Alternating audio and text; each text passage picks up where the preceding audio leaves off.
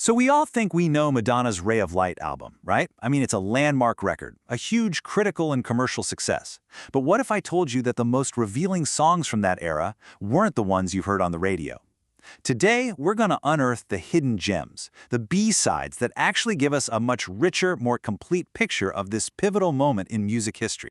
And that's really the key right there. These weren't just leftover tracks or filler material. No way. The B-sides from Ray of Light are absolutely essential pieces of the puzzle. They offer these deeper insights into Madonna's creative process and her personal journey, and they complete the album's story in ways the hits alone just can't. Okay, so to really get these songs, we first have to understand the context.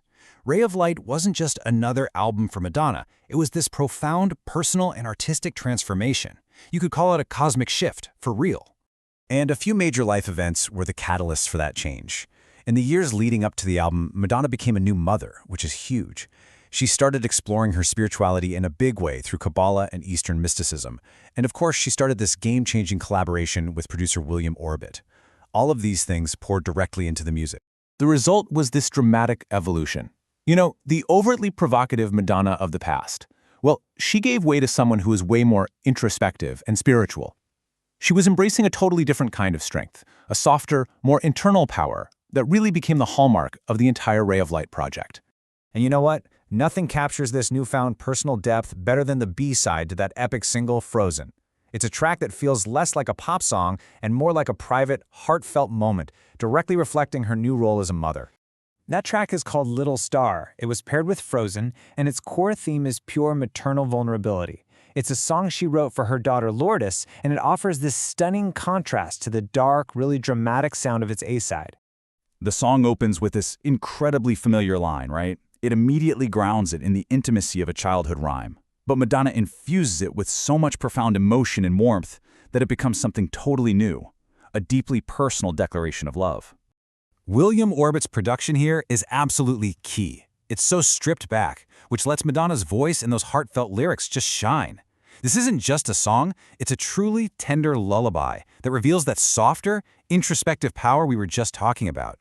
It's the perfect counterpoint to Frozen, and it shows the incredible artistic and emotional range of the era. All right, the next two B-sides shift focus a bit, from maternal love to the complexities of romantic connection. They explore these themes of longing, destiny, and the really bittersweet pain of what might have been. First up, we've got Has to Be, which came with the euphoric Ray of Light single. This track dives super deep into the idea of a fated connection, but it's got this distinctly atmospheric and kind of melancholic edge to it. These poetic, dramatic lyrics, they capture the song's central idea perfectly.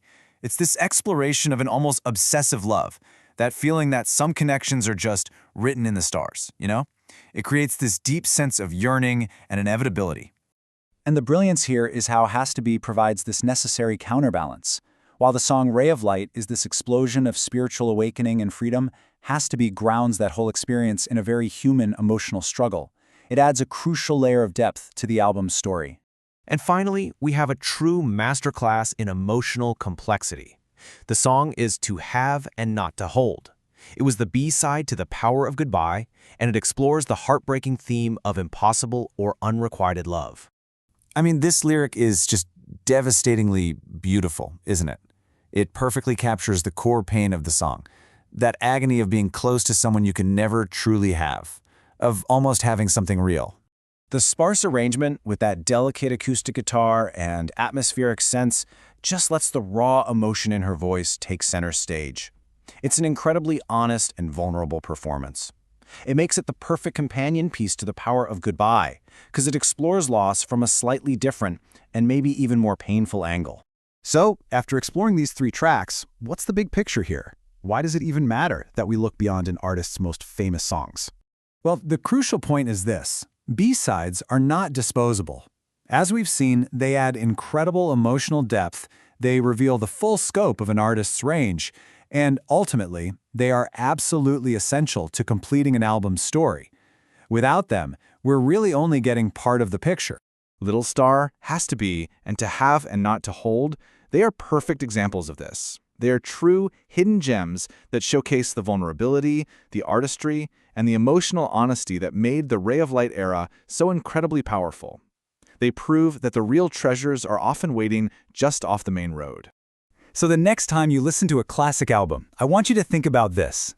What stories are hiding in the shadows of the hits? Because as Madonna's Ray of Light B-sides prove, sometimes the most profound, most amazing art is found exactly where we least expect it.